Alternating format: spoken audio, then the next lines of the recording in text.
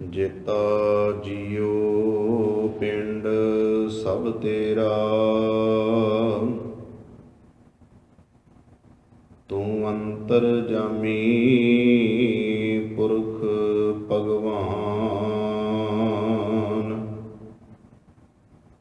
ਦਾਸਨ ਦਾਸ ਕਹੈ ਜਨ ਨਾਨਕ, ਜਿਹਾ ਤੂੰ ਕਰਾਹੇ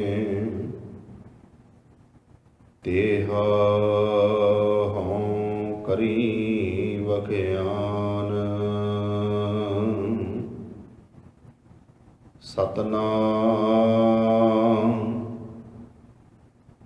ਧੰਨ ਵਾਹਿਗੁਰੂ ਸਾਹਿਬ ਜੀਓ। ਸੂਹੀ ਮਹੱਲਾ ਚੌਥਾ। ਜਿਨ ਕਾ ਅੰਤਰ ਵਸਿਆ ਮੇਰਾ ਹਰ ਹਰ, ਤਿਨ ਕੇ ਸਭ ਰੋਗ ਗਵਾਏ। ਤੇ ਮੁਕਤ ਭਏ ਜਿਨ ਹਰ ਨਾਮ ਧਿਆਇਆ, ਤਿਨ ਪਵਿੱਤ ਪਰਮ ਪਦ ਪਾਏ। ਜਿਨ ਕਾ ਅੰਤਰ ਵਸਿਆ ਮੇਰਾ ਹਰ ਹਰ, ਤਿਨ ਕੇ ਸਭ ਰੋਗ ਗਵਾਏ। ਤੇ ਮੁਕਤ ਭਏ ਜਿਨ ਹਰ ਨਾਮ ਧਿਆਇਆ, ਤਿਨ ਪਵਿੱਤ ਪਰਮ ਪਦ ਪਾਏ। ਮੇਰੇ RAM ਹਰ ਜਨ ਆਰੋਗ ਭਏ, ਗੁਰ ਬਚਨੀ ਜਿਨਾ ਜਪਿਆ ਮੇਰਾ ਹਰ ਹਰ, ਤਿਨ ਕੇ ਹਉ ਮੈਂ ਰੋਗ ਗਏ। ਰਹਾਉ ਬ੍ਰਹਮਾ ਵਿਸ਼ਨ ਮਹਾਦੇਵ ਤ੍ਰੈ ਗੁਣ ਰੋਗੀ, ਵਿੱਚ ਹਉ ਮੈਂ ਕਾਰ ਕਮਾਈ। ਜਿਨ ਕੀਏ ਤਿਸਹਿ ਨਾ ਚੇਤਹਿ ਬਪੁੜੇ, ਹਰ ਗੁਰਮੁਖ ਸੋਝੀ ਪਾਈ। ਹਉ ਮੈਂ ਰੋਗ ਸਭ ਜਗਤ ਵਿਆਪਿਆ, ਤਿਨ ਕੋ ਜਨਮ ਮਰਨ ਦੁਖ ਭਾਰੀ। ਗੁਰ ਪ੍ਰਸਾਦੀ ਕੋ ਵਿਰਲਾ ਛੂਟੈ, ਤਿਸ ਜਨ ਕੋ ਹਉ ਬਲਿਹਾਰੀ। ਜਿਨ ਸਿਸ਼ਟ ਸਾਜੀ ਸੋਈ ਹਰ ਜਾਣੈ, ਤਾਂ ਕਾ ਰੂਪ ਅਪਾਰੋ। ਨਾਨਕ ਆਪੇ ਵੇਖ ਹਰ ਬਿਗਸੈ, ਗੁਰਮੁਖ ਬ੍ਰਹਮ ਵਿਚਾਰੋ। ਜਿਨ ਸਿਸ਼ਟ ਸਾਜੀ ਸੋਈ ਹਰ ਜਾਣੈ, ਤਾਂ ਕਾ ਰੂਪ ਅਪਾਰੋ। ਨਾਨਕ ਆਪੇ ਵੇਖ ਹਰ ਬਿਗਸੈ, ਗੁਰਮੁਖ ਬ੍ਰਹਮ ਵਿਚਾਰੋ। ਵਾਹਿਗੁਰੂ ਜੀ ਕਾ ਖਾਲਸਾ, ਵਾਹਿਗੁਰੂ ਜੀ ਕੀ ਫਤਿਹ। ਪਰਮ ਸਨਮਾਨਯੋਗ ਚਵਰ ਛਤਰ ਤਖਤ ਦੇ ਮਾਲਕ ਜੁਗੋ ਜੁਗ ਅਟਲ, ਧੰਨ ਧੰਨ ਸਤਿਗੁਰੂ ਗੁਰੂ ਗ੍ਰੰਥ ਸਾਹਿਬ ਮਹਾਰਾਜ ਜੀ ਦੀ ਪਾਵਨ ਪਵਿੱਤਰ ਹਜ਼ੂਰੀ ਅੰਦਰ ਸੁਭਾਏਮਾਨ ਹੋਏ ਬੈਠੇ ਗੁਰੂ ਸਵਾਰੇ ਸਤਸੰਗੀ ਜਨੋ, ਧੰਨ ਸਤਿਗੁਰੂ ਗੁਰੂ ਗ੍ਰੰਥ ਸਾਹਿਬ ਮਹਾਰਾਜ ਜੀ ਦੀ ਰਹਿਮਤ ਬਖਸ਼ਿਸ਼ ਹੋਈ ਹੈ। ਅੰਮ੍ਰਿਤ ਵੇਲੇ ਤੋਂ ਗਰੀਬ ਨਵਾਜ ਪਾਤਸ਼ਾਹ ਜੀ ਤਖਤ ਸਾਹਿਬ ਤੇ ਪ੍ਰਕਾਸ਼ਮਾਨ ਹੋ ਕੇ ਸੰਗਤਾਂ ਨੂੰ ਦਰਸ਼ਨ ਦੀਦਾਰੇ ਬਖਸ਼ਿਸ਼ ਕਰਕੇ ਨਿਹਾਲ ਕਰ ਰਹੇ ਹਨ। ਆਪ ਜੀਆਂ ਨੇ ਅੰਮ੍ਰਿਤ ਵੇਲੇ ਤੋਂ ਗੁਰੂ ਦਰਬਾਰ ਦੀਆਂ ਹਾਜ਼ਰੀਆਂ ਭਰਦਿਆਂ ਹੋਇਆਂ ਸਤਿਗੁਰਾਂ ਦੀ ਪਾਵਨ ਪਵਿੱਤਰ ਬਾਣੀ ਦੇ ਪਾਠ, ਗੁਰਮੰਤਰ ਦੇ ਜਾਪ, ਆਸਾ ਦੀ ਵਾਰ ਦਾ ਕੀਰਤਨ ਭਾਈ ਅਸ਼ੋਕ ਸਿੰਘ ਜੀ ਗੰਗਾ ਨਗਰ ਵਾਲੇ ਉਹਨਾਂ ਦੇ ਰਾਗੀ ਜਥੇ ਪਾਸੋਂ ਸਰਵਣ ਕੀਤਾ ਹੈ।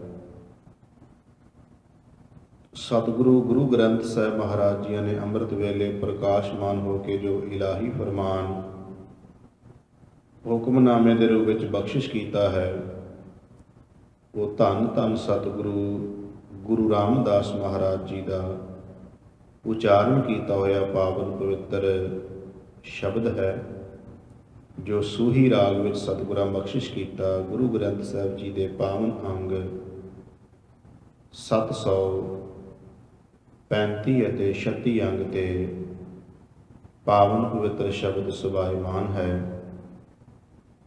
ਧੰਨ ਗੁਰੂ ਰਾਮਦਾਸ ਮਹਾਰਾਜ ਜੀ ਆਪ ਮਤ ਬੁੱਧ ਬਖਸ਼ਿਸ਼ ਕਰਕੇ ਪਾਵਨ ਪਵਿੱਤਰ ਸ਼ਬਦ ਦੀ ਵਿਚਾਰ ਕਰਵਾ ਲੈਣ। ਕਰੋ ਕਿਰਪਾ ਸਾਧ ਸੰਗਤ, ਮਨ ਦਾ ਟਿਕਾਓ ਇਕਾਗਰਤਾ ਦੀ ਦਾਤ ਸਤਿਗੁਰੂ ਬਖਸ਼ਿਸ਼ ਕਰਨ। ਪਿਆਰ ਸਹਿਤ ਉਚਾਰਨ ਕਰੀਏ ਜੀ। ਸਤਨਾਮ ਸ਼੍ਰੀ ਵਾਹਿਗੁਰੂ ਜੀ। ਸਤਨਾਮ ਸ਼੍ਰੀ ਵਾਹਿਗੁਰੂ ਜੀ।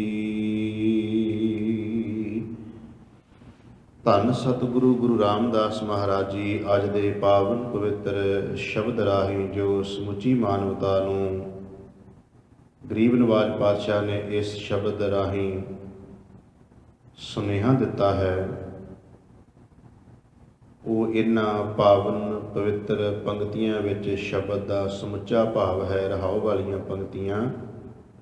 ਮੇਰੇ ਰਾਮ ਹਰ ਜਨ ਆਰੋਗ ਭਏ, ਗੁਰ ਬਚਨੀ ਜਿਨਾ ਜਪਿਆ ਮੇਰਾ ਹਰ ਹਰ, ਤਿਨ ਕੇ ਹਉਮੈ ਰੋਗ ਗਏ। ਗੁਰੂ ਰਾਮਦਾਸ ਜੀ ਕਿਰਪਾ ਕਰ ਰਹੇ ਨੇ। ਹੇ ਮੇਰੇ ਰਮੇ ਹੋਏ ਰਾਮ, ਹੇ ਹਰੀ ਜੀਵਾਂ ਨੂੰ ਹਰੇ ਭਰੇ ਕਰਨ ਵਾਲੇ, ਤੇਰੇ ਜਨ ਭਾਵ ਸੇਵਕ ਉਹ ਆਰੋਗ ਹੋ ਗਏ, ਉਹਨਾਂ ਨੂੰ ਕੋਈ ਰੋਗ ਨਾ ਰਿਹਾ। ਤੋ ਸਾਹਿਬ ਕਹਿੰਦੇ ਨੇ ਕਿਹੜਾ ਰੋਗ ਸੀ ਜਿਹੜਾ ਉਹਨਾਂ ਦਾ ਚਲਿਆ ਗਿਆ। ਉਹਨਾਂ ਨੇ ਗੁਰੂ ਦੇ ਬਚਨਾਂ ਨੂੰ ਹਿਰਦੇ 'ਚ ਵਸਾ ਕੇ ਪਰਿਪੂਰਨ ਪਰਮਾਤਮਾ ਪਰਮੇਸ਼ਰ ਦੇ ਨਾਮ ਨੂੰ ਜਪਿਆ ਤੇ ਉਹਨਾਂ ਦਾ ਵਾਹਿਗੁਰੂ ਪਰਮਾਤਮਾ ਨੇ ਹਉਮੈ ਦਾ ਰੋਗ ਖਤਮ ਕਰ ਦਿੱਤਾ। ਅੱਜ ਦੇ ਸ਼ਬਦ ਵਿੱਚ ਗੁਰੂ ਰਾਮਦਾਸ ਜੀ ਕਿਰਪਾ ਕਰ ਰਹੇ ਨੇ ਕਿ ਇਸ ਹਉਮੈ ਦੇ ਰੋਗ ਤੋਂ ਕੋਈ ਬਚਿਆ ਨਹੀਂ ਹੈ। ਭਾਵੇਂ ਬ੍ਰਹਮਾ ਹੋਵੇ, ਭਾਵੇਂ ਵਿਸ਼ਨੂੰ ਹੋਵੇ, ਭਾਵੇਂ ਸ਼ਿਵ ਜੀ ਹੋਣ, ਉਹ ਵੀ ਇਹਨਾਂ ਰੋਗਾਂ ਤੋਂ ਬਚੇ ਨਹੀਂ। ਤੇ ਸਾਹਿਬ ਕਹਿੰਦੇ ਨੇ ਇਸ ਰੋਗ ਤੋਂ ਬਚ ਉਹੀ ਸਕਦਾ ਹੈ ਜਿਹੜਾ ਗੁਰੂ ਦੇ ਰਾਹੀਂ ਗੁਰੂ ਜੀ ਦੇ ਸ਼ਬਦ ਦੀ ਕਮਾਈ ਕਰਕੇ ਗੁਰਮਤਿ ਨੂੰ ਸਮਝ ਲਵੇ। ਉਸ ਜੀਵ ਨੂੰ ਹੀ ਇਸ ਹਉਮੈ ਤੋਂ ਛੁਟਕਾਰਾ ਮਿਲਦਾ ਹੈ, ਨਹੀਂ ਤੇ ਬਾਕੀ ਸਾਰੇ ਹਉਮੈ ਦੇ ਵਿੱਚ ਗਰਸੇ ਹੋਏ ਜੀਵ ਹਨ। ਗੁਰੂ ਗ੍ਰੰਥ ਸਾਹਿਬ ਮਹਾਰਾਜ ਜੀ ਦੀ ਪਾਵਨ ਪਵਿੱਤਰ ਬਾਣੀ ਦੇ ਬਚਨ ਨੇ। ਸਤਿਗੁਰੂ ਗਰੀਬ ਨਵਾਜ ਪਾਤਸ਼ਾਹ ਮਹਾਰਾਜ ਜੀ ਕਹਿੰਦੇ ਨੇ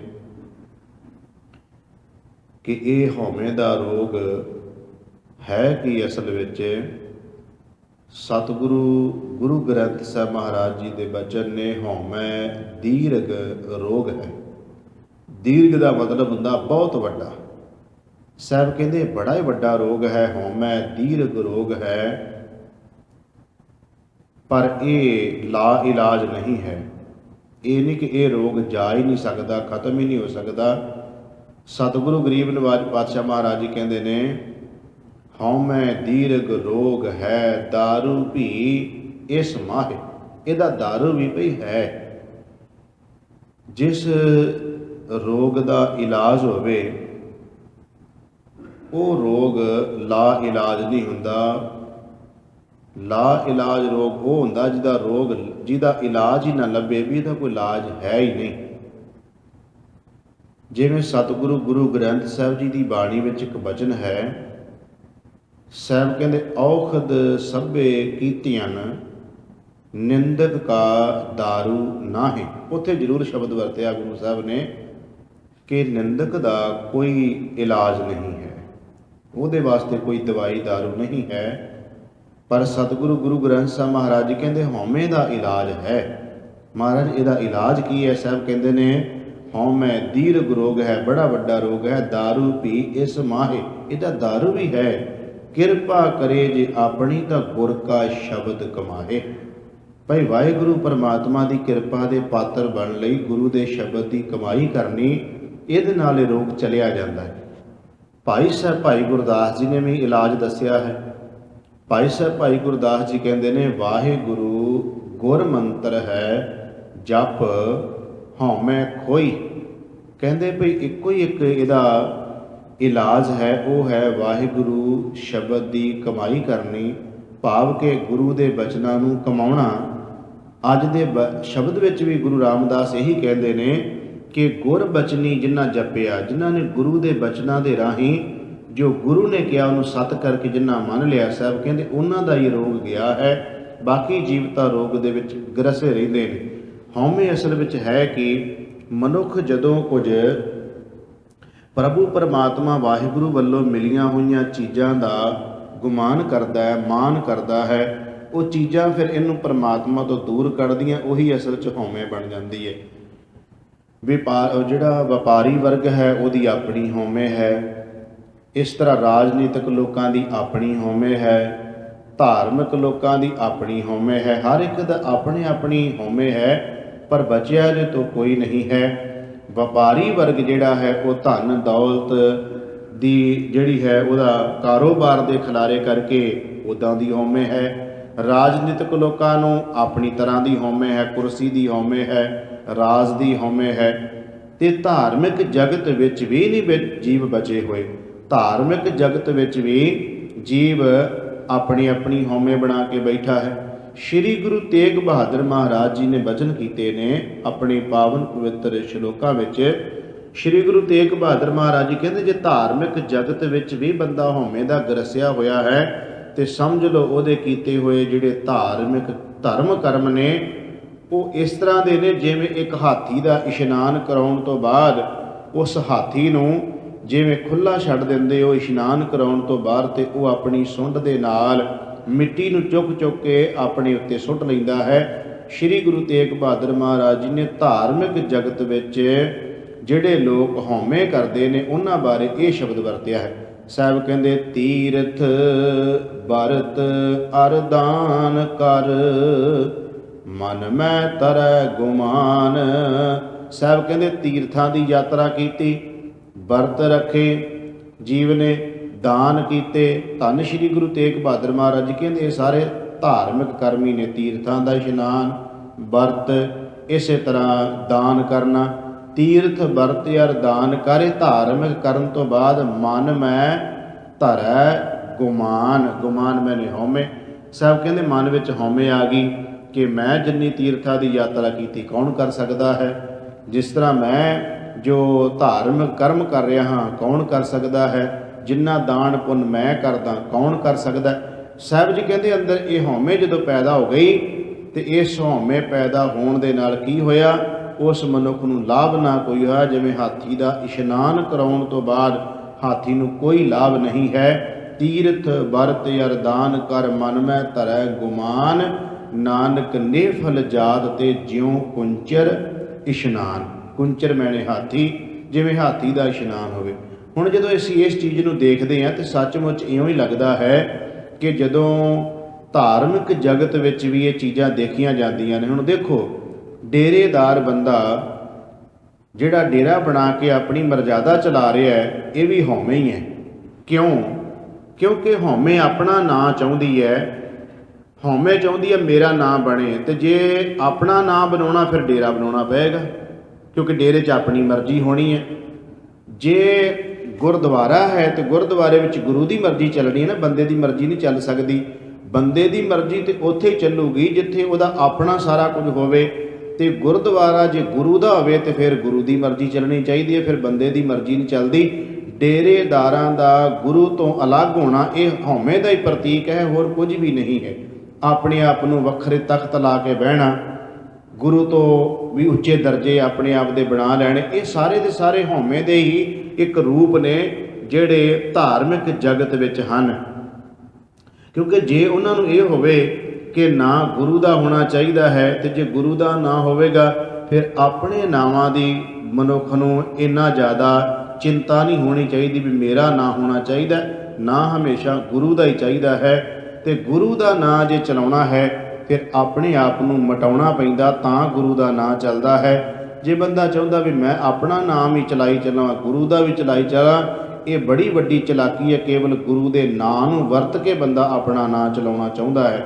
ਤੁਸੀਂ ਵੇਖੋ ਗੁਰਦੁਆਰਿਆਂ ਦੇ ਵਿੱਚ ਧਾਰਮਿਕ ਸਥਾਨਾਂ ਦੀ ਤੁਸੀਂ ਜੇ ਗੱਲ ਕਰਦੇ ਹੋ, ਤੇ ਧਾਰਮਿਕ ਸਥਾਨਾਂ ਦੇ ਉੱਤੇ ਇਸ ਹਉਮੈ ਦੇ ਜੇ ਸਾਖਸ਼ਾਤ ਦਰਸ਼ਨ ਕਰਨੇ ਹੋਣ, ਪ੍ਰਤੱਖ ਰੂਪ ਦੇ ਵਿੱਚ ਦਰਸ਼ਨ ਕਰਨੇ ਹੋਣ, ਤੇ ਪ੍ਰਤੱਖ ਰੂਪ ਦੇ ਵਿੱਚ ਦਰਸ਼ਨ ਕੀਤੇ ਜਾ ਸਕਦੇ ਹੈ। ਧਾਰਮਿਕ ਸਥਾਨਾਂ 'ਤੇ ਜਾ ਕੇ ਵੱਡੀਆਂ ਵੱਡੀਆਂ ਸਿਲਾਂ ਦੇ ਉੱਤੇ ਬੰਦੇ ਦੇ ਨਾਂ ਲਿਖੇ, ਇਹ ਪ੍ਰਤੱਖ ਰੂਪ ਦੇ ਵਿੱਚ ਹਉਮੈ ਦਾ ਹੀ ਪ੍ਰਤੀਕ ਹੈ, ਹੋਰ ਕੁਝ ਵੀ ਨਹੀਂ ਹੈ। ਜੇ ਹਉਮੈ ਨਾ ਹੋਵੇ ਤੇ ਬੰਦਾ ਇਹ ਕਵੇ ਕਿ ਜੇ ਮੈਂ ਕੋਈ 10-15 ਹਜ਼ਾਰ ਜਾਂ ਲੱਖਾਂ ਦੇ ਵਿੱਚ ਵੀ ਮੰਨ ਲਓ ਬੰਦਾ ਦਿੰਦਾ ਹੈ, ਜਾਂ ਕਰੋੜਾਂ ਵਿੱਚ ਵੀ ਬੰਦਾ ਗੁਰੂ ਘਰੇ ਪੈਸਾ ਦਿੰਦਾ ਹੈ, ਤੇ ਜੇ ਬੰਦੇ ਦੇ ਮਨ 'ਚ ਇੰਨੀ ਕੀ ਸਮਝ ਹੋਵੇ ਕਿ ਜੇ ਮੇਰੇ ਕੋਲੇ ਜਦੋਂ 10,000 ਰੁਪਈਆ ਸੀ ਤੇ ਉਦੋਂ ਮੇਰਾ ਜੀਵਨ ਕਿੱਦਾਂ ਦਾ ਸੀ, ਜੇ ਮੈਨੂੰ ਰੱਬ ਨੇ ਲੱਖ ਰੁਪਈਆ ਦੇ ਦਿੱਤਾ ਹੈ ਤੇ ਇਹਦਾ ਮਤਲਬ ਇਹ ਵਾਹਿਗੁਰੂ ਦੀ ਦਾਤ ਮੰਨਣੀ ਚਾਹੀਦੀ ਹੈ। ਤੇ ਜੇ ਰੱਬ ਨੇ ਮੈਨੂੰ ਲੱਖਾਂ 'ਚੋਂ ਕਰੋੜਾਂ ਕਰ ਦਿੱਤਾ ਹੈ ਤੇ ਇਹ ਉਹਦੀ ਦਾਤ ਮੰਨਣੀ ਚਾਹੀਦੀ। ਇਹ ਨਹੀਂ ਕਿ ਜਦੋਂ ਬੰਦੇ ਕੋਲੇ 10,000 ਰੁਪਈਆ ਸੀ ਉਦੋਂ ਕੋਈ ਨਾਂ ਨਹੀਂ, ਜਦੋਂ ਬੰਦੇ ਕੋਲੇ ਲੱਖਾਂ ਰੁਪਈਆ ਆ ਗਿਆ ਫਿਰ ਉਹ ਜਾ ਕੇ ਗੁਰਦੁਆਰੇ ਦੇ ਵਿੱਚ ਸੋਨੇ ਦੀਆਂ ਪਾਲਕੀਆਂ ਬਣਾ ਕੇ ਜਾਂ ਸਿਲਾਂ ਲਵਾ ਕੇ ਉਹਦੇ ਉੱਤੇ ਆਪਣੇ ਨਾਂ ਲਿਖ ਕੇ ਲਿਖਵਾਵੇ। ਉੱਥੇ ਸ਼ੋਅ ਕਰਦਾ ਬੰਦਾ ਵੀ ਇਹ ਕੁਝ ਮੈਂ ਕੀਤਾ, ਇਹ ਮੈਂ ਹੀ ਤਾਂ ਹਉਮੈ ਹੈ ਜਿਹੜੀ ਗੁਰੂ ਤੋਂ ਵੱਖਰਾ ਕਰਦੀ ਹੈ ਜੀਵ ਨੂੰ। ਚਾਹੀਦਾ ਤੇ ਇਹ ਹੈ ਬੰਦੇ ਨੂੰ ਕਿ ਜੋ ਕੁਝ ਉਹਦੇ ਕੋਲੇ ਹੈ ਉਹ ਦਾਤ ਗੁਰੂ ਦੀ ਮੰਨ ਕੇ ਜਦੋਂ ਗੁਰੂ ਘਰੇ ਸੇਵਾ ਕਰੇ ਤੇ ਇਹੋ ਹੀ ਕਵੇ, ਹੇ ਵਾਹਿਗੁਰੂ ਇਹਦੇ 'ਚ ਮੈਂ ਕੀ ਤੁਹਾਨੂੰ ਦਿੱਤਾ ਹੈ, ਕਿਉਂਕਿ ਮੇਰਾ ਤੇ ਕੁਝ ਹੈ ਹੀ ਨਹੀਂ ਸੀ, ਸਰੀਰ ਵੀ ਮੇਰਾ ਨਹੀਂ, ਮੈਂ ਤੁਹਾਨੂੰ ਕੀ ਦੇ ਸਕਦਾ ਹਾਂ, ਧਨ ਦੌਲਤ ਤਾਂ ਤੁਹਾਡੀ ਦਿੱਤੀ ਹੋਈ ਹੈ।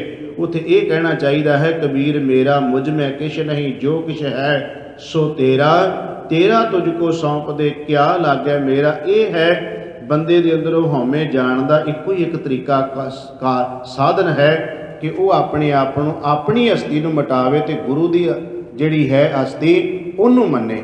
ਪਰ ਅਸਲ ਵਿੱਚ ਸਮਾਜ 'ਚ ਐਸਾ ਹੋ ਨਹੀਂ ਰਿਹਾ। ਸਮਾਜ ਵਿੱਚ ਇਹੀ ਕੁਝ ਹੁੰਦਾ ਹੈ ਜੋ ਅੱਜ ਧੰਨ ਗੁਰੂ ਰਾਮਦਾਸ ਜੀ ਕਹਿੰਦੇ ਕੋਈ ਬਚਿਆ ਹੀ ਨਹੀਂ ਇਸ ਹਉਮੈ ਤੋਂ, ਭਾਵੇਂ ਉਹ ਸਮਾਜਿਕ ਤੌਰ 'ਤੇ ਹੈ, ਭਾਵੇਂ ਉਹ ਧਾਰਮਿਕ ਤੌਰ 'ਤੇ ਹੈ, ਭਾਵੇਂ ਕੋਈ ਰਾਜਨੀਤਿਕ ਤੌਰ 'ਤੇ ਹੈ। ਸਾਹਿਬ ਜੀ ਕਹਿੰਦੇ ਕੋਈ ਨਹੀਂ ਬਚਿਆ। ਤੇ ਮੈਂ ਬੇਨਤੀ ਕਰ ਰਿਹਾ ਸੀ, ਜਿਸ ਤਰ੍ਹਾਂ ਤੁਸੀਂ ਦਰਬਾਰ ਸਾਹਿਬ ਜਾ ਕੇ ਦੇਖੋ, ਜਿਸ ਦਰਬਾਰ ਸਾਹਿਬ ਨੂੰ ਸਤਿਗੁਰੂ ਮਹਾਰਾਜ ਜੀ ਨੇ ਕਿਰਪਾ ਕੀਤੀ ਕਿ ਉੱਥੇ ਜਿਹੜੇ ਜੀਵ ਕਾਲੇ ਮਨ ਵਾਲੇ ਜਾਂਦੇ ਨੇ ਉਹ ਸ਼ੁੱਧ ਹੋ ਕੇ ਬਾਹਰ ਨਿਕਲਦੇ ਨੇ। ਜਦੋਂ ਆਪਾਂ ਇਹ ਗੱਲ ਦਾ ਪ੍ਰਤੀਕ ਕਹਿੰਦੇ ਹਾਂ ਕਿ ਜਿਤ ਨਹਾਤੈ ਕਊਆ ਹੰਸ ਹੋਵੇ, ਕਊਆ ਹੰਸ ਦਾ ਮਤਲਬ ਹੈ ਕਾਮ ਬਿਰਤੀ ਵਾਲੇ ਬੰਦੇ ਕਾਲੇ ਜਾਂਦੇ ਹੈ ਤੇ ਗੁਰੂ ਦੀ ਬਾਣੀ ਵਿੱਚ ਇਸ਼ਨਾਨ ਕਰਕੇ ਉਹ ਕਾਲੇ ਮਨ ਵਾਲੇ ਜੀਵ ਚਿੱਟੇ ਮਨ ਵਾਲੇ ਬਣ ਜਾਂਦੇ, ਭਾਵ ਕਿ ਹੰਸ ਬਣ ਜਾਂਦੇ ਨੇ।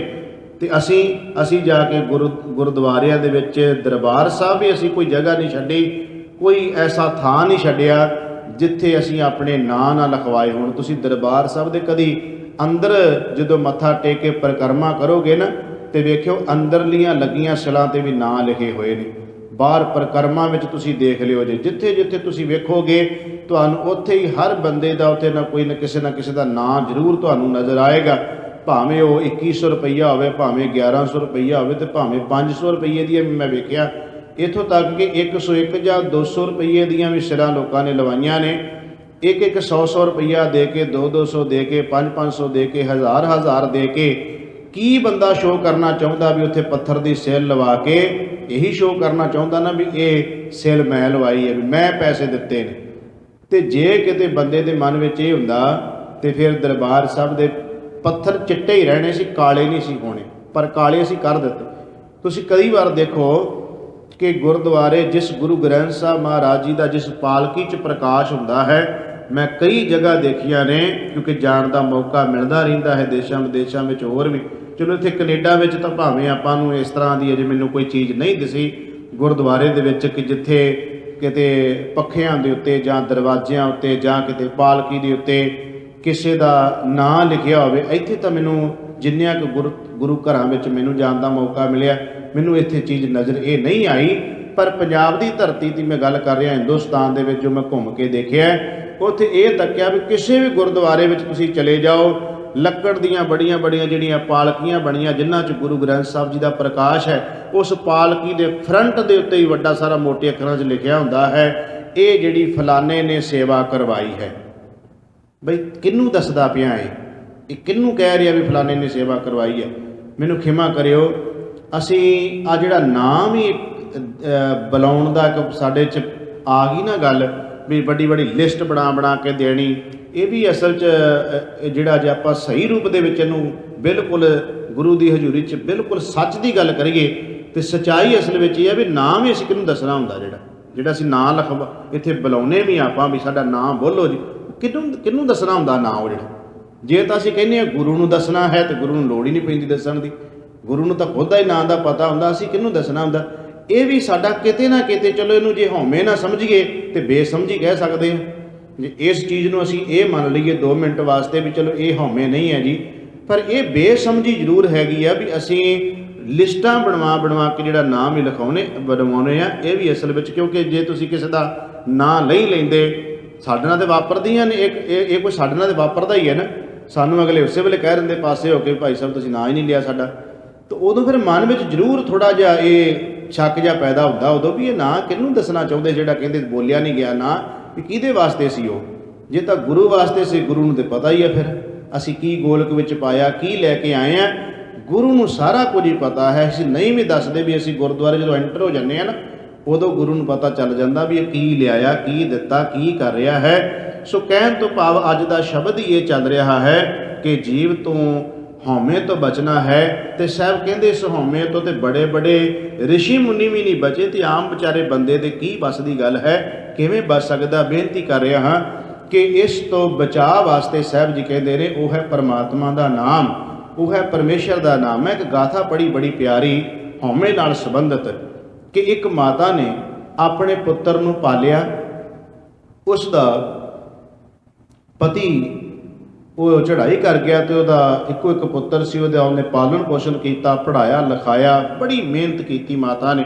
ਮਿਹਨਤ ਕਰਨ ਤੋਂ ਬਾਅਦ ਜਿਹੜਾ ਬੱਚਾ ਸੀ ਉਹ ਜਿਸ ਮੰਜ਼ਿਲ 'ਤੇ ਮਾਂ ਨੇ ਪਹੁੰਚਾਉਣਾ ਚਾਹੁੰਦੀ ਸੀ ਪਹੁੰਚ ਗਿਆ, ਉਹ ਕਾਰੋਬਾਰੀ ਹੋ ਗਿਆ, ਵਪਾਰੀ ਹੋ ਗਿਆ, ਕਾਰੋਬਾਰ ਚੰਗਾ ਚੱਲ ਪਿਆ। ਜਿਵੇਂ ਜਿਵੇਂ ਕਾਰੋਬਾਰ ਚੱਲਿਆ ਤਿਵੇਂ ਤਿਵੇਂ ਉਹਦੇ ਅੰਦਰ ਜਿਹੜਾ ਗੁਣ ਜਾਣ ਲੱਗ ਪਏ, ਹਉਮੈ ਵੱਧਦੀ ਗਈ, ਇੱਥੋਂ ਤੱਕ ਵੱਧ ਗਈ ਉਹ ਪਰਿਵਾਰ ਵਾਲਾ ਬਣ ਗਿਆ, ਧੀਆਂ ਪੁੱਤਰ ਵੀ ਪੈਦਾ ਹੋ ਗਏ। ਪਰ ਉਹਦੀ ਹਉਮੈ ਨੇ ਪਰਿਵਾਰ ਦੇ ਵਿੱਚ ਪੁੱਤਰਾਂ ਤੋਂ ਵੀ ਅਲੱਗ ਕਰ ਦਿੱਤਾ, ਪਤਨੀ ਤੋਂ ਵੀ ਅਲੱਗ ਕਰਤਾ, ਮਾਂ ਤੋਂ ਵੀ ਅਲੱਗ ਕਰ ਦਿੱਤਾ। ਕੇਵਲ ਕਾਰੋਬਾਰ, ਕੇਵਲ ਕੰਮ, ਕੇਵਲ ਪੈਸਾ, ਬਾਕੀ ਪੁੱਤ ਵੀ ਭੁੱਲ ਗਏ, ਮਾਂ ਵੀ ਭੁੱਲ ਗਈ, ਪਤਨੀ ਵੀ ਭੁੱਲ ਗਈ, ਸਾਰਾ ਕੁਝ ਭੁਲਾ ਦਿੱਤਾ।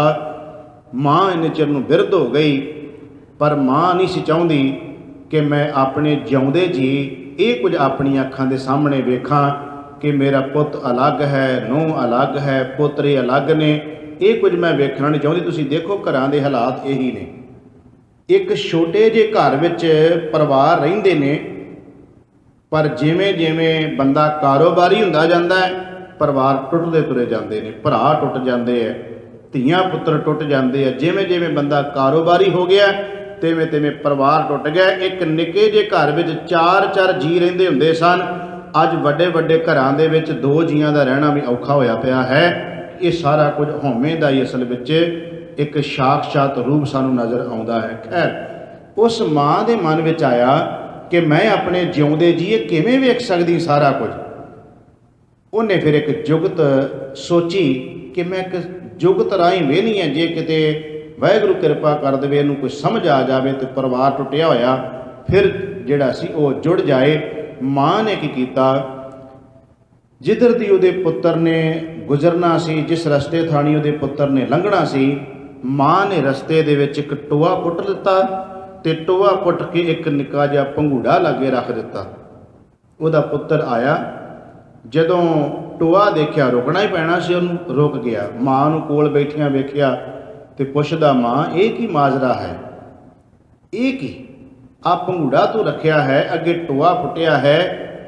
ਤੇ ਮਾਂ ਕਹਿਣ ਲੱਗੀ, ਪੁੱਤ ਅਸਲ ਵਿੱਚ ਮੈਂ ਤੈਨੂੰ ਇਹ ਦੱਸਣਾ ਚਾਹੁੰਦੀ ਹਾਂ, ਜਦੋਂ ਇਸ ਪੰਘੂੜੇ ਵਿੱਚ ਬੱਚਾ ਹੁੰਦਾ ਹੈ ਉਦੋਂ ਵੀ ਆਪਣੇ ਨੱਕ ਤੋਂ ਮੱਖੀ ਨਹੀਂ ਉਡਾ ਸਕਦਾ, ਤੇ ਜਦੋਂ ਪੰਘੂੜੇ ਤੋਂ ਬਾਅਦ ਥੋੜ੍ਹਾ ਜਿਹਾ ਸਮਾਂ ਉਹਨੂੰ ਮਿਲਦਾ ਹੈ ਫਿਰ ਖੇਡਣ ਦਾ, ਕਾਰੋਬਾਰ ਕਰਨ ਦਾ, ਉਸ ਤੋਂ ਬਾਅਦ ਫਿਰ ਉਹ ਸਮਾਂ ਆ ਜਾਂਦਾ ਹੈ ਜਦੋਂ ਉਹਦੀ ਮੌਤ ਹੋ ਜਾਂਦੀ ਹੈ, ਫਿਰ ਇਸ ਟੋਏ ਵਿੱਚ ਲਿਆ ਕੇ ਦਫਨਾਇਆ ਜਾਂਦਾ ਹੈ। ਫਿਰ ਟੋਏ ਵਿੱਚ ਵੀ ਜਿਹੜੇ ਕੀੜੇ ਮਕੌੜੇ ਨੂੰ ਖਾ ਰਹੇ ਹੁੰਦੇ ਆ, ਉਹ ਕੀੜਿਆਂ ਨੂੰ ਵੀ ਨਹੀਂ ਪਾਸੇ ਕਰ ਸਕਦਾ। ਪੰਘੂੜੇ ਵਿੱਚ ਪਿਆ ਹੋਇਆ ਵੀ ਜਿਹੜਾ ਕੁਝ ਨਹੀਂ ਕਰ ਸਕਦਾ, ਟੋਏ ਵਿੱਚ ਪਿਆ ਹੋਇਆ ਵੀ ਕੁਝ ਨਹੀਂ ਕਰ ਸਕਦਾ। ਪੰਘੂੜੇ ਤੋਂ ਲੈ ਕੇ ਟੋਏ ਤੱਕ ਪਹੁੰਚਣ ਲਈ ਬਸ ਉਸ ਸਮੇਂ ਦੇ ਵਿੱਚ ਹੀ ਉਹ ਆਪਣੇ ਆਪ ਨੂੰ ਭੁੱਲ ਜਾਂਦਾ ਹੈ। ਆਪਣੇ ਆਪ ਨੂੰ ਭੁਲਾ ਕੇ ਉਹ ਆਪਣੇ ਪਰਿਵਾਰ ਨੂੰ, ਧੀਆਂ ਪੁੱਤਰਾਂ ਨੂੰ, ਮਾਂ ਬਾਪ ਨੂੰ, ਸਾਰਿਆਂ ਨੂੰ ਭੁੱਲ ਜਾਂਦਾ ਹੈ। ਉਹਨੂੰ ਇਹ ਹੀ ਨਹੀਂ ਪਤਾ ਕਿ ਪੰਘੂੜੇ 'ਚੋਂ ਨਿਕਲ ਕੇ ਥੋੜ੍ਹਾ ਕੁ ਸਮਾਂ ਮੈਨੂੰ ਜਿਹੜਾ ਮਿਲਿਆ ਹੈ, ਇਸ ਸਮੇਂ ਦੇ ਵਿੱਚ ਉਹਨੂੰ ਕੁਝ ਕਰਨਾ ਚਾਹੀਦਾ ਸੀ, ਉਹ ਜੋ ਕਰਨਾ ਉਹਨੇ ਕੀਤਾ ਨਹੀਂ, ਆਖਰ ਟੋਏ ਵਿੱਚ ਆ ਕੇ ਡਿੱਗ ਪੈਣਾ ਹੈ। ਨਾ ਪੰਘੂੜੇ ਵਿੱਚ ਕੁਝ ਹੋਣਾ ਹੈ ਤੇ ਨਾ ਟੋਏ ਵਿੱਚ ਹੀ ਕੁਝ ਹੋਣਾ ਹੈ। ਪੰਘੂੜੇ ਤੋਂ ਲੈ ਕੇ ਟੋਏ ਦੇ ਵਿੱਚ ਜਿਹੜਾ ਸਮਾਂ ਉਹਨੂੰ ਮਿਲਿਆ ਹੈ, ਉਸ ਸਮੇਂ ਦੇ ਵਿੱਚ ਉਹਨੇ ਕੁਝ ਕਰਨਾ ਸੀ, ਪਰ ਉਹਨੂੰ ਹਉਮੈ ਨੇ ਨਹੀਂ ਕਰਨ ਦਿੱਤਾ। ਉਹਨੂੰ ਹਉਮੈ ਨੇ ਪਰਿਵਾਰ ਤੋਂ, ਬੱਚਿਆਂ ਤੋਂ, ਧੀਆਂ ਪੁੱਤਰਾਂ ਤੋਂ, ਮਾਂ ਬਾਪ ਤੋਂ ਦੂਰ ਕਰ ਦਿੱਤਾ ਹੈ। ਮੈਂ ਬਸ ਤੈਨੂੰ ਇਹੀ ਕਹਿਣਾ ਚਾਹੁੰਦੀ ਸੀ। ਕਹਿ ਲਓ ਕਿ ਮਾਂ ਦੇ ਕਹੇ ਹੋਏ ਸ਼ਬਦ ਉਹਦੇ ਕਾਲਜੇ ਵਿੱਚ ਤੀਰ ਵਾਂਗੂ ਵੱਜੇ ਤੇ ਉਹਨੂੰ ਕੋਈ ਸਮਝ ਆਈ। ਉਹਨੇ ਕਿਹਾ, ਮਾਂ ਜੇ ਤੂੰ ਮੈਨੂੰ ਕਿਰਪਾ ਕਰਕੇ ਮਾफ़ ਕਰ ਦੇਵੇਂ। ਤੇ ਮਾਂ ਨੇ ਕਿਹਾ, ਬੇਟਾ ਮੈਂ ਕੌਣ ਨਹੀਂ ਆ ਮਾफ़ ਕਰਨ ਵਾਲੀ, ਮੈਂ ਤਾਂ ਇਹੀ ਚਾਹੁੰਦੀ ਸੀ ਜਿਉਂਦੇ ਜੀ ਟੁੱਟਿਆ ਹੋਇਆ ਪਰਿਵਾਰ ਫਿਰ ਜੁੜ ਜਾਏ। ਉਸ ਨੇ ਆਪਣੇ ਅੰਦਰੋਂ ਹਉਮੈ ਨੂੰ ਤਿਆਗਿਆ। ਹਉਮੈ ਨੂੰ ਤਿਆਗਦਿਆਂ ਸਾਰ ਬੱਚੇ ਵੀ ਉਹਦੇ ਬਣ ਗਏ, ਪਤਨੀ ਵੀ ਉਹਦੀ ਬਣ ਗਈ, ਮਾਂ ਵੀ ਉਹਦੀ ਬਣ ਗਈ, ਪਰਿਵਾਰ ਵੀ ਉਹਦਾ ਹੀ ਰਹਿ ਗਿਆ।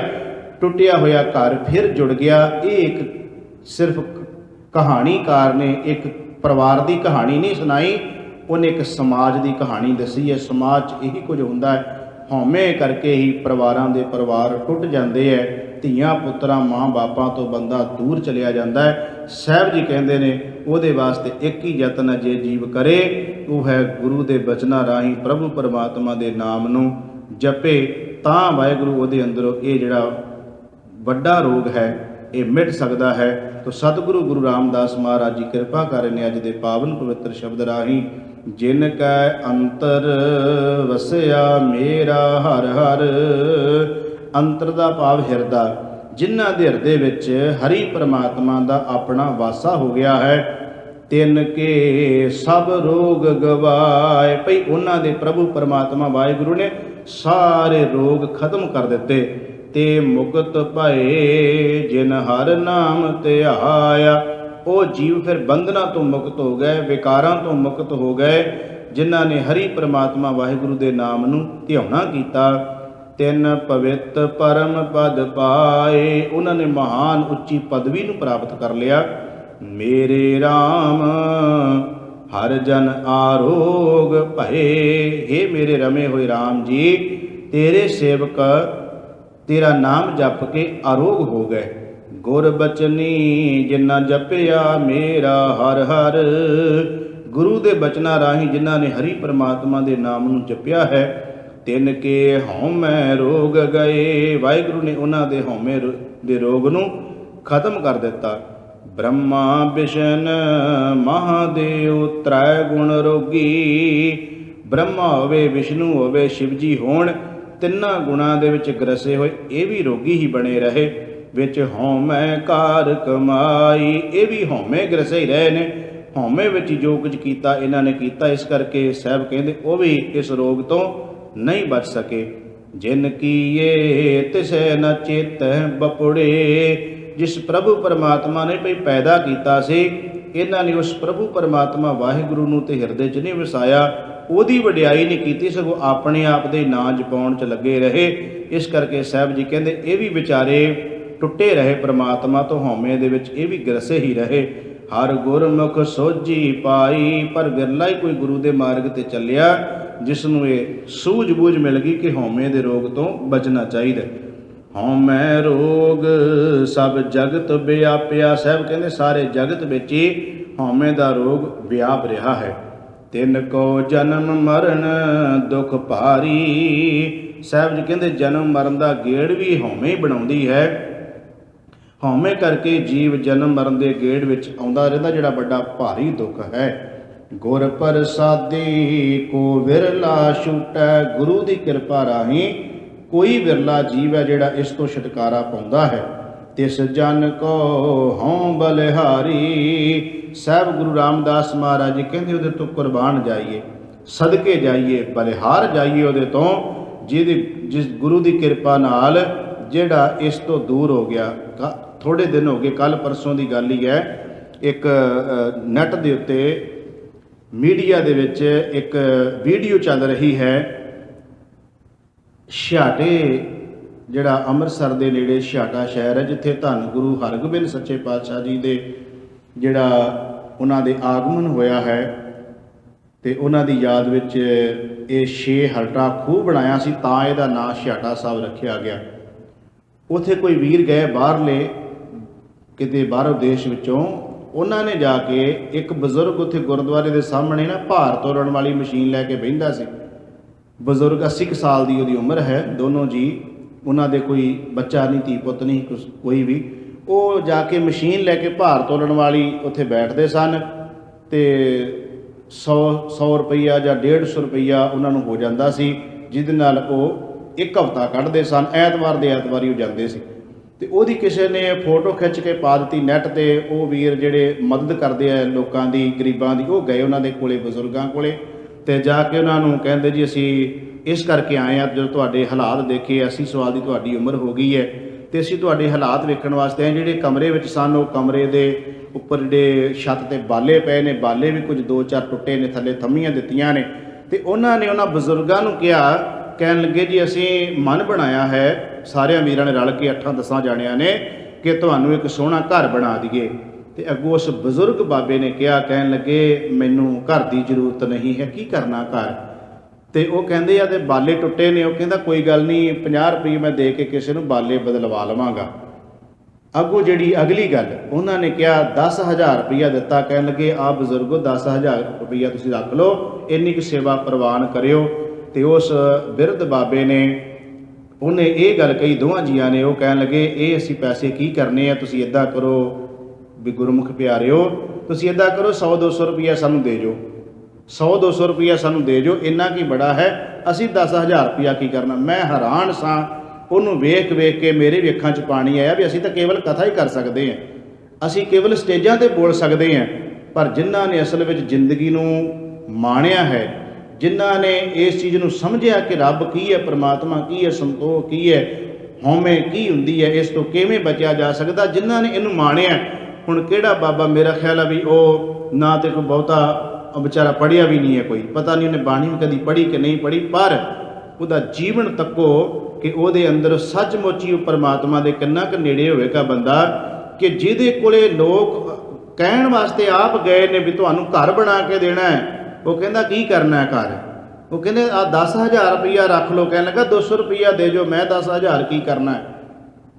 ਵੇਖੋ ਇਸ ਧਰਤੀ ਉੱਤੇ ਇਹੋ ਜਿਹੇ ਵੀ ਇਨਸਾਨ ਜਿਉਂਦੇ ਨੇ, ਮੌਜੂਦ ਨੇ, ਕਿ ਇਸ ਧਰਤੀ ਉੱਤੇ ਕਿਸ ਤਰ੍ਹਾਂ ਦੇ ਵਾਹਿਗੁਰੂ ਨੇ ਪੈਦਾ ਕੀਤੇ ਜੀਵ ਹੈ, ਕਿ ਜਿਨ੍ਹਾਂ ਨੂੰ ਪ੍ਰਭੂ ਪਰਮਾਤਮਾ ਨੇ ਰਹਿਮਤ ਬਖਸ਼ਿਸ਼ ਕੀਤੀ ਹੈ, ਉਹ ਕਿਤੇ ਨਾ ਕਿਤੇ ਇਹੋ ਜਿਹੇ ਝਲਕਾਰੇ ਮਿਲ ਜਾਂਦੇ ਹੈ। ਹੁਣ ਉਸ ਬਾਬੇ ਨੂੰ ਅਸੀਂ ਜੇ ਕਹਿ ਲਈਏ ਕਿ ਉਹ ਕਿੰਨਾ ਕੁ ਰੱਬ ਦੇ ਨੇੜੇ ਹੋਵੇਗਾ, ਕਿੰਨੀ ਕੁ ਉਹਨਾਂ ਦੋਵਾਂ ਜੀਆਂ 'ਤੇ ਮਾਲਕ ਦੀ ਕਿਰਪਾ ਹੋਵੇਗੀ, ਕਿ ਜਿਹੜੇ ਅੱਗੋਂ ਬਾਬੇ ਨੇ ਇੱਕ ਹੋਰ ਵੀ ਗੱਲ ਕਹੀ ਕਿ ਭਾਈ ਸਾਹਿਬ ਜੀ ਹੁਣ ਤਾਂ ਬਸ ਉਡੀਕ ਵਿੱਚ ਬੈਠੇ ਆ, ਕਦੋਂ ਵਾਹਿਗੁਰੂ ਦਾ ਸੱਦਾ ਆ ਜੇ ਫਿਰ ਰੱਬ ਕੋਲੇ ਚੱਲੀਏ, ਜਾ ਕੇ ਉਹਦੇ ਨਾਲ ਗੱਲਾਂ ਬਾਤਾਂ ਮਾਰੀਏ। ਵੇਖੋ ਕਿੱਦਾਂ ਦੀ ਜ਼ਿੰਦਗੀ ਹੈ। ਨਹੀਂ ਤੇ ਉਹ ਇਹ ਵੀ ਕਹਿ ਸਕਦੇ ਸੀ ਵੀ ਬੜੀ ਵਧੀਆ ਗੱਲ ਜੀ, ਘਰ ਬਣਾ ਦਿਓ, ਰੋਂਦੇ ਚੀਕਦੇ ਉੱਥੇ ਵੀ ਮਾਰੇ ਗਏ, ਲੁੱਟੇ ਗਏ ਅਸੀਂ, ਤੇ ਪਰ ਨਹੀਂ, ਉਹਨਾਂ ਨੇ ਕਿਹਾ, ਉਹ ਫਿਰ ਬਾਰ-ਬਾਰ ਜਦੋਂ ਸਿੰਘਾਂ ਨੇ ਕਿਹਾ, ਕਹਿੰਦੇ ਨਹੀਂ ਜੀ ਅਸੀਂ ਪੈਸੇ ਵਾਪਸ ਨਹੀਂ ਖੜਨੇ, ਤੁਸੀਂ ਸਾਡੀ ਬੇਨਤੀ ਨੂੰ ਪ੍ਰਵਾਨ ਕਰੋ।